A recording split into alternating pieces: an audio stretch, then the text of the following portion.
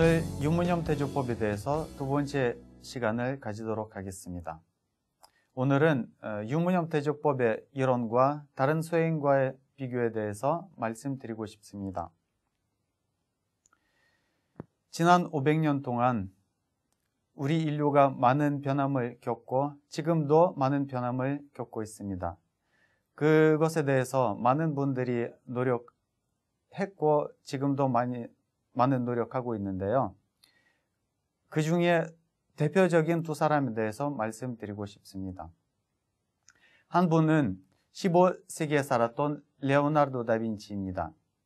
이분은 이 세상의 모든 것을 측정하여 보라라고 했습니다. 만약에 측정할 수 없는 것이라면 그것에 대해서 재어보는 방법을 만들어서 그것도 재어봐라라고 말했습니다. 그래서 여러 기계를 만들었는데 그 중에 풍속계라는 형상도 없는 바람의 속도를 재는 기계를 만들었습니다. 사실 그때 사람들한테 손으로도 만질 수 없고 또 보이지도 않은 바람의 속도를 어떻게 재냐 그렇게 생각했잖아요. 하지만 이런 기계를 만들었고 또 그 위에 물속도 재는 기계, 흐르는 물의 양을 재는 기계까지 만들어서 지금 과학기술의 혁명을 이뤘다고 그렇게 말할 수 있습니다. 그 다른 분은 20세기에 살았던 소대산 대종사님입니다. 소대산 대종사님께서 세상 사람들이 누구나 성자 못지않게 풍부한 정신세계에서 살 수 있다고 주장했습니다.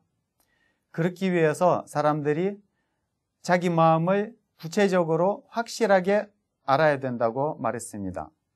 그리고 그 방법으로는 태조사법이라는 유무념 대조법이라는 방법을 만들었습니다. 이 법을 통해서 사람이 정확하게 자기 마음을 알고 숫자로까지 표현할 수 있도록 만들었습니다. 숫자가 있으면 데이터가 생기고 데이터가 생기면 과학이 시작합니다. 그래서 막연한 수행을 과학적으로 바꿀 수 있는 혁명을 일으켰다고 말할 수 있습니다. 과학에 대해서 노력하셨던 분들 통해서 우리가 지금 물질 개벽을 누리고 있고요. 하지만 대종사님께서 말씀하셨던 정신 개벽이 이런 과학적인 수행 방법들이 있기 때문에 시간 문제라고 생각합니다. 유무념 대조법에 대해서 설명을 드리겠습니다. 가장 중요한 것이 목표가 있어야 됩니다. 사람이 목표를 알아야 되고 그 목표를 달성하기 위해서 해야 되는 방법을 알아야 됩니다.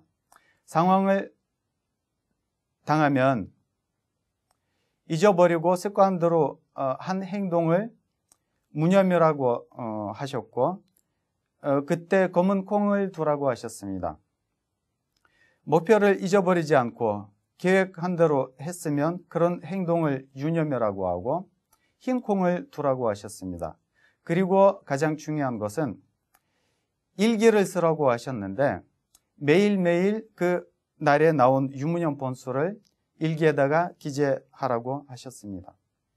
유무념 기록하는 방법에 대해서 말씀드리겠습니다.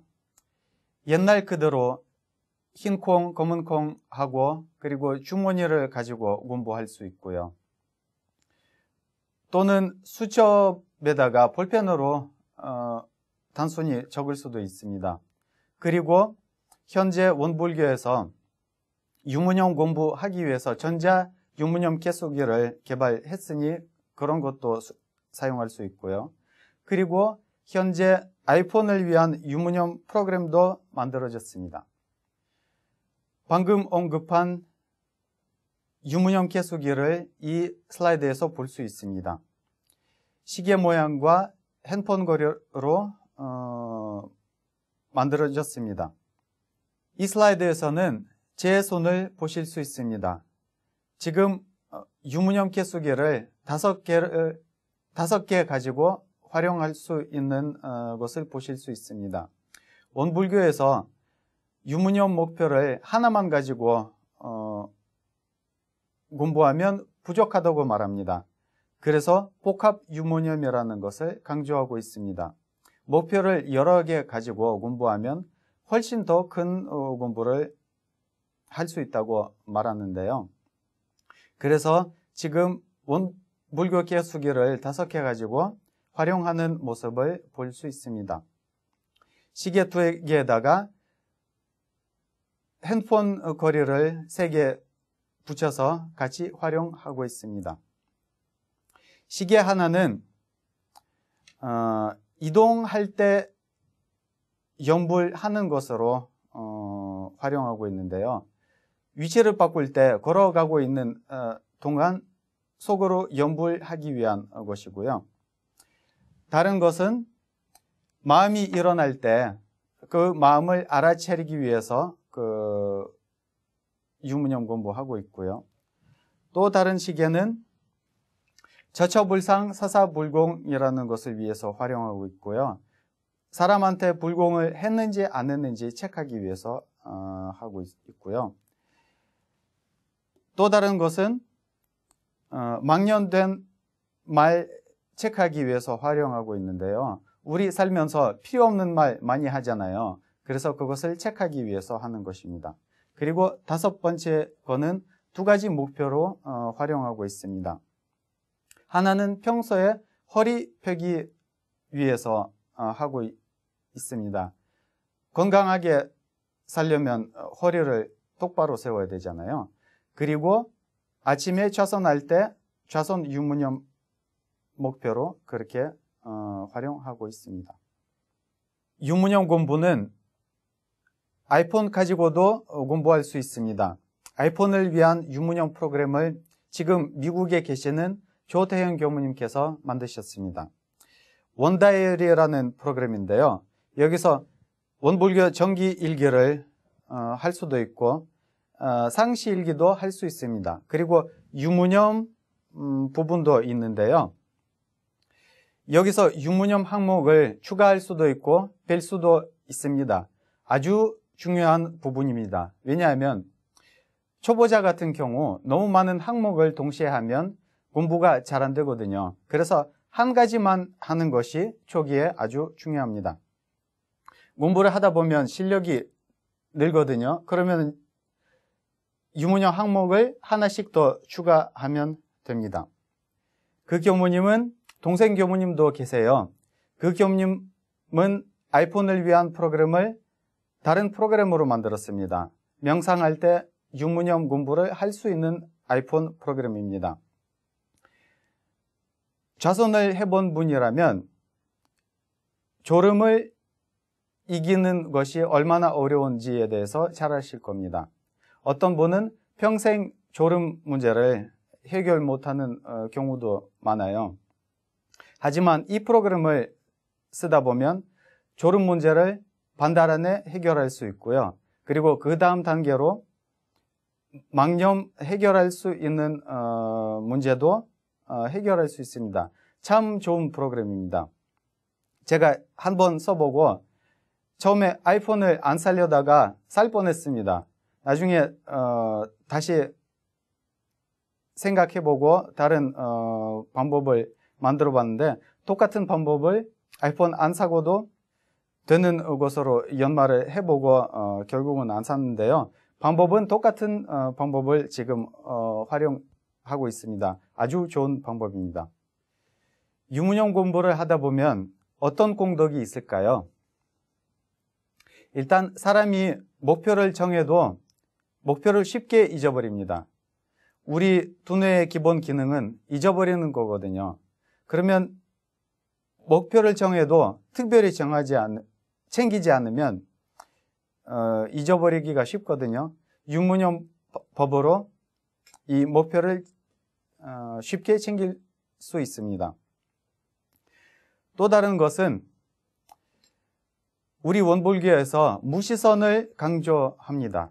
좌선으로만 끝나지 않고 무시선으로 나가야 되는데 무시선이라는 것이 우리 정신을 24시간 동안 통제하는 겁니다. 쉽지 않죠. 특별히 안 챙기면 불가능한 일입니다. 유문연법은 그것을 챙길 수 있도록 도와줍니다. 그리고 원불교에서 사마 공부를 해야 되는데 사실 세 가지지만 이 세 가지를 동시에 생각하는 것이 쉽지 않더라고요. 하지만 유문연 공부를 하면 자동으로 사람이 멈추고 생각하고 실천하게 되더라고요. 그러면 유문연법은 이 세 가지를 두 가지로 요약할 수 있도록 도와준다고 말할 수 있습니다. 항상 유념 있고 무념이 있습니다. 무념이라고 말하면 뭔가 부정적인 느낌이 오죠. 무념을 하면 어떻게 되는가에 대해서 생각해 봅시다. 과연 나쁘기만 할까요? 사람이 하루에 한 번이라도 일단 멈추고 생각하게 됩니다. 하루 종일 계속 무념하더라도 한번 일기를 쓸 때라도 마음을 챙깁니다. 일단 멈추고 생각합니다. 난 지금 뭐하고 있을까? 아, 하루 종일 무념했구나. 아니면 방금 무념했구나. 그러면 앞으로 유념하기 위해서 무념하지 말고 노력하자. 그렇게 하잖아요. 그런 것으로 마음을 모으고 챙깁니다. 마음을 모으고 챙기는 공부는 작은 것일까요? 제가 학생 시절 때 이런 실험을 해봤습니다. 학교에서 살다 보면 엄청 바쁘거든요. 그러면 30분마다 멈추고 내가 지금 뭐하고 있는 것에 대해서 생각해보자는 실험을 해봤습니다. 쉬운 것 같지만 쉽지 않더라고요. 바쁘게 살다 보면. 실천을 하기 위해서 수첩에다가 30분마다 내가 지금 뭐하고 있는지를 쓰기로 했습니다. 일주일 동안 그렇게 살다 보니까 마음이 뭉쳐지더라고요. 그리고 경계는 이제 경계가 아니고 스트레스는 이제 스트레스가 아니게 되더라고요. 그냥 마음을 챙기는 것만으로서도. 그리고 그 다음 주는 실험적으로 아무것도 안 하는 실험을 해봤습니다. 이 실험이 훨씬 더 쉬웠어요. 하지만 결과가 그렇게 좋지 않았습니다. 이제는 경계가 되고 스트레스가 되더라고요. 엄청난 차이가 나죠. 틱나탄 스님에 대해서 들어보셨죠? 틱나탄 스님께서 현대 세계를 위파사나 수행으로 흔들고 있잖아요. 위파사나는 선의 한 가지입니다. 선을 하면 정념을 해야 된다고 합니다. 정념이라는 것이 좌선하는 사람의 마음을 챙기는 중요한 부분입니다. 틱나탄 스님께서 정념의 종이라는 방법을 만들었습니다. 수행하는 사람들이 선을 하다 보면 마음이 풀어지잖아요. 그러면 1시간마다 종을 칩니다. 정념이라는 것이 영어로 mindfulness라고 합니다. 그 정념의 종이라는 방법을 아주 중요하게 생각합니다. 어느 정도 중요하게 생각하냐면 틱나탄 스님 모임에서 정념의 종이라는 잡지를 만들고 있습니다. 선을 하는 사람이 종소리를 들으면 생각하게 됩니다. 난 지금 뭐하고 있을까? 아, 마음이 풀어졌구나. 다시 챙기자. 그리고 다시 마음 챙겨서 선을 하고 있는데요. 아주 효과적인 방법이라고 강조합니다. 그런 것 통해서 선을 훨씬 더 효율적으로 할 수 있다고 말하는데요. 하지만 원불교의 입장에서 보자면 이 법이 무념 체크밖에 안 되는 방법입니다. 그러면 원불교 유무념법하고 비교해 봅시다. 일단 원불교에서 유념이 있습니다. 그리고 사람이 개인적으로 조절할 수 있습니다. 초보자가 1시간보다 더 긴 간격을 둘 수 있고 공부를 더 해본 사람이 더 자주 할 수 있고요. 그리고 중요한 것은 유무념 번수를 기재하니까 시간에 따른 변화를 사람이 기재할 수 있습니다. 그리고 지금 달라지는 정도를 시간에 따라서 볼 수 있습니다. 그것이 원불교에서 말하는 막연한 공부 아니고 사실적인 공부, 구체적인 공부입니다. 또 다른 예문을 들어드리고 싶습니다. 이 슬라이드에서 나오는 분은 심리치료로 유명한 가필드 박사입니다. 그분이 주로 가정심리치료로 전문했는데요. 거의 20년 동안 행동변화 치료에 대해서 앞서 나가는 사람이었습니다. 우리 원불교 용어로 말하자면 기질변화를 일으켰다고 말할 수 있습니다. 이분이 개발한 방법은 고무줄 방법입니다. 예를 들면 이혼하려고 하는 두 사람이 있으면 그 사람들이 심리치료 받으러 옵니다. 한 명씩 물어봐서 그 물어본 내용을 분석하고 핵심을 뽑습니다.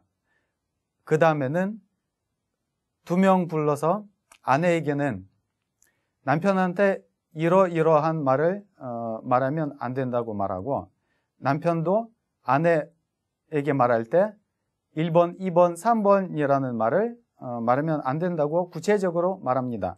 하지만 사람이 잊어버리기 쉽잖아요, 알면서도. 그러면